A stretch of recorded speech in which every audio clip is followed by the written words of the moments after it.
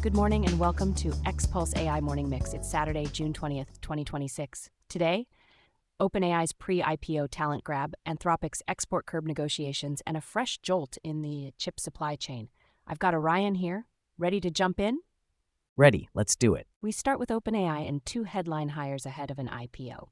TechCrunch reported on June 18th that OpenAI hired Noam Shazeer, Google Gemini's co-lead and a heavyweight model architect, plus Dean Ball, a former White House AI advisor, to run policy.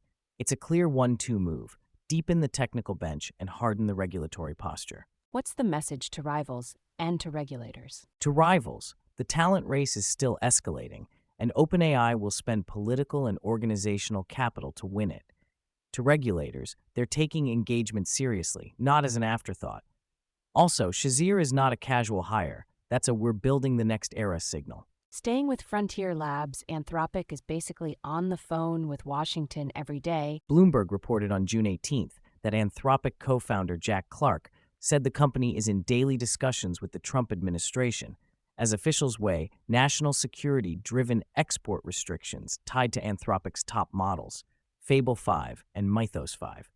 Clark didn't share negotiation details but confirmed the intensity.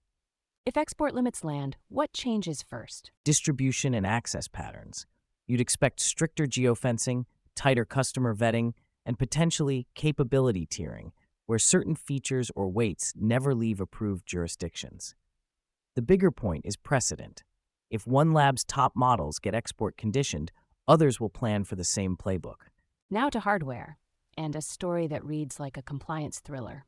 Startup Fortune reported on June 19th that U.S. officials warned ASML, one of its most restricted EUV lithography machines, may have reached China. Those tools are tightly controlled, so even the possibility triggers big questions: enforcement, chain of custody, and whether controls need tightening again. How big a deal is one machine? Symbolically, enormous, because it tests whether the regime actually works. Practically, it depends on whether it's operational and supported, but the policy reaction can be outsized. Also, you don't misplace an EUV tool. It's not carry-on luggage. From controls to capacity, NVIDIA is backing a major expansion in optical components. Tech Times reported on June 18th that Coherent and NVIDIA broke ground on a $2 billion expansion of Coherent's Texas indium-phosphide wafer fab, plus a $50 million CHIPS Act grant. The goal is roughly quadrupling wafer capacity for semiconductor lasers used in high-speed optical transceivers. Translate that into data center reality for us. More GPUs are worthless if you can't connect racks fast and reliably. These lasers sit inside the transceivers that move data across fiber between GPU clusters, especially as fabrics like NVIDIA's Spectrum-X scale up. This is make the plumbing bigger, because the compute boom is stressing the pipes. Let's talk money. Baseten just pulled in a huge financing round. The Wall Street Journal, cited via Intellectia.ai on June 18th, reports Baseten raised $1.5 billion in dual-tier financing, some investors pricing it at $11 billion, others at $13 billion. It underscores how hot inference and deployment infrastructure still are. Baseten isn't a household name. What do they actually do? Baseten is an AI inference platform. It helps companies deploy models into production, routing traffic, scaling compute, optimizing latency and cost, and handling the operational mess that starts after the demo works. Think run the model reliably everywhere, not train the next model. And the split valuation, 11 versus 13, what's that tell you? It's a price discovery compromise. Investors want exposure, but they're negotiating risk around margins, competition, and how sticky inference workloads really are.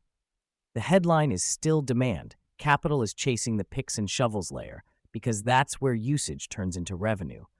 A few rapid hits to round out your morning, starting with regulation in Europe and the US. On June 18th, law firm Osborne Clarke summarized the European Commission's draft guidelines that broaden what counts as high risk under the EU AI Act, meaning more systems could fall into heavier compliance. Also on June 18th, Silicon Republic reported Ireland approved a bill to set up an AI office to enforce the act locally. And in the US, states keep filling the vacuum. Illinois is getting serious. Yes, on June 18th, A legislative update via the Transparency Coalition described Illinois pushing frontier AI measures, including SB 315, with a third-party audit requirement for frontier models, plus HB 3773 on AI employment discrimination.